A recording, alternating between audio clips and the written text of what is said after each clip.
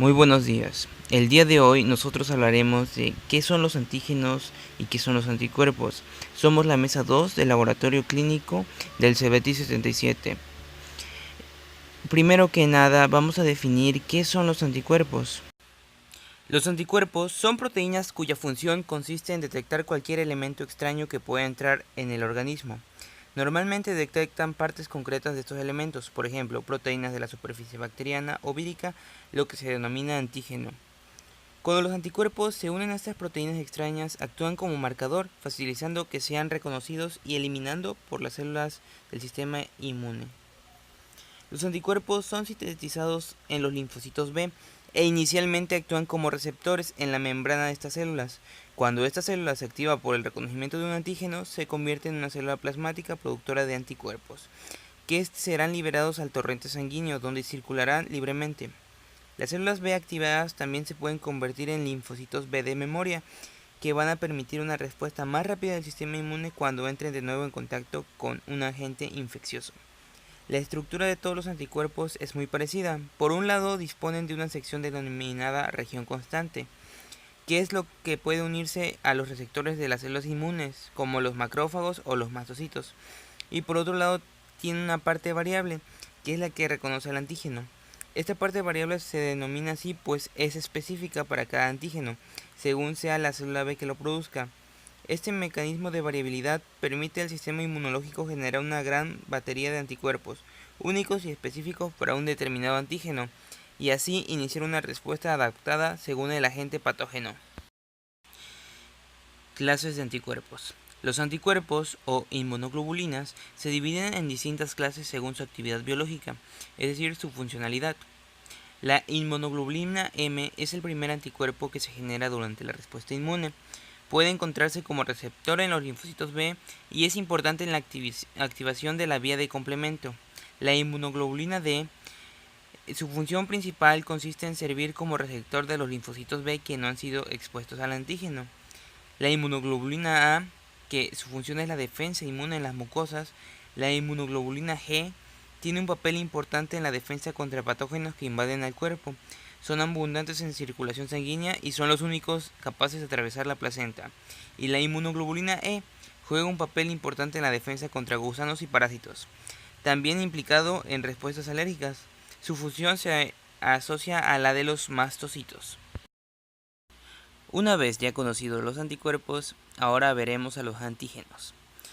Todos los días nuestro organismo entra en contacto con miles de sustancias extrañas que pueden hacernos daño o provocar alteraciones, conduciendo a la aparición de una enfermedad. Es por esta razón que nuestro cuerpo posee toda una serie de barreras y mecanismos de defensa que son llamados sistema inmune. Nos protegen constantemente del ambiente externo e incluso de cualquier anormalidad que pueda darse en el interior de nuestro organismo. Se define como antígeno cualquier molécula que los mecanismos de defensa identifiquen como extraña a nuestro organismo. En esta definición se incluye por lo tanto cualquier elemento que forme parte de un patógeno, virus, bacteria, hongo, etc. Cualquier toxina, alergeno, etc. En ocasiones el sistema inmune reconoce por error moléculas propias del organismo como nocivas. Esto puede inducir procesos autoinmunes. En estos casos, la molécula detectada se denomina autoantígeno. La clasificación de los antígenos. Los antígenos pueden clasificar de dos formas. La primera forma incluye a los xenoantígenos, que son característicos de una especie determinada y por lo tanto resultan extraños para los individuos de las demás especies.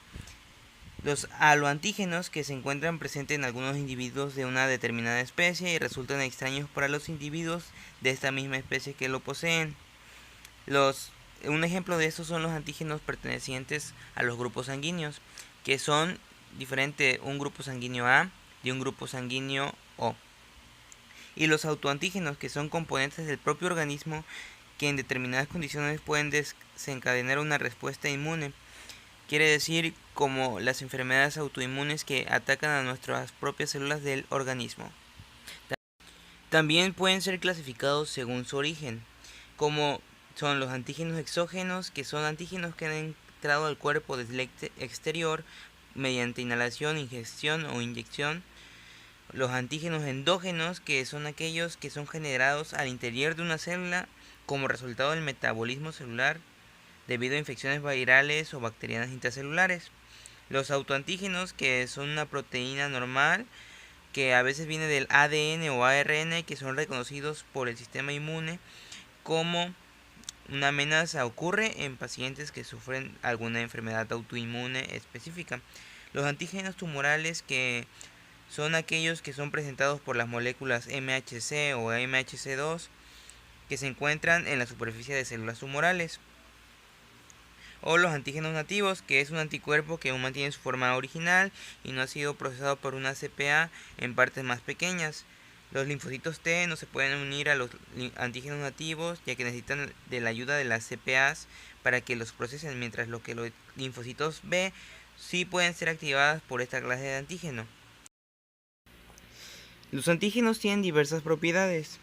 Tienen que tener calidad de extraños al cuerpo humano, es decir, que todos los antígenos vienen de afuera o también puede estar adentro de nuestro cuerpo.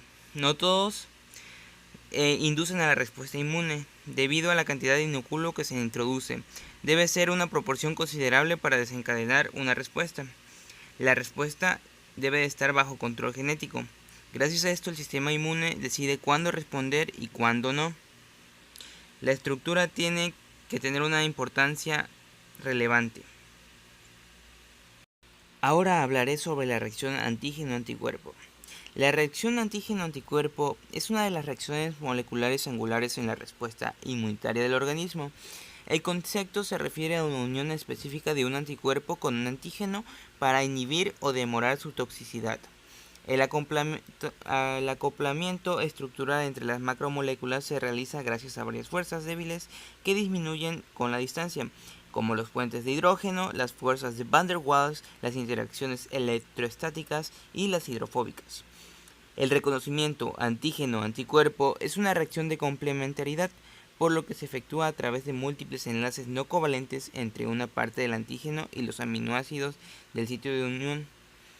Esta cuenta con 4 características. Es específica, que es la capacidad del anticuerpo al unirse al antígeno que lo estimuló a través del epitopo o determinante antigénico mediante uniones intramoleculares débiles. Esto quiere decir que un antígeno que es causante de la gripa va a ser contrarrestado por un anticuerpo que combata a la gripa.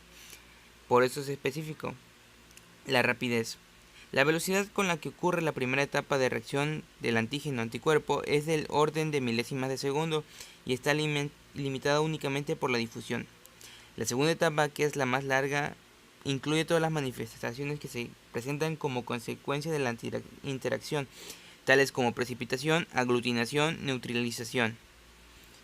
Espontaneidad. La reacción antígeno-anticuerpo no se requiere energía adicional para efectuarse. Y reversibilidad.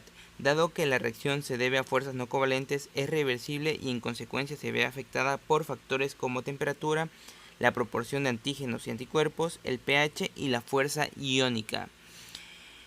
Y esto es todo por este video. En este video observamos qué son los antígenos, su estructura, igual que los anticuerpos y la reacción que hay entre estos dos. Muchas gracias por ver el video y a continuación les dejamos las fuentes bibliográficas y los nombres de cada uno de los integrantes del equipo.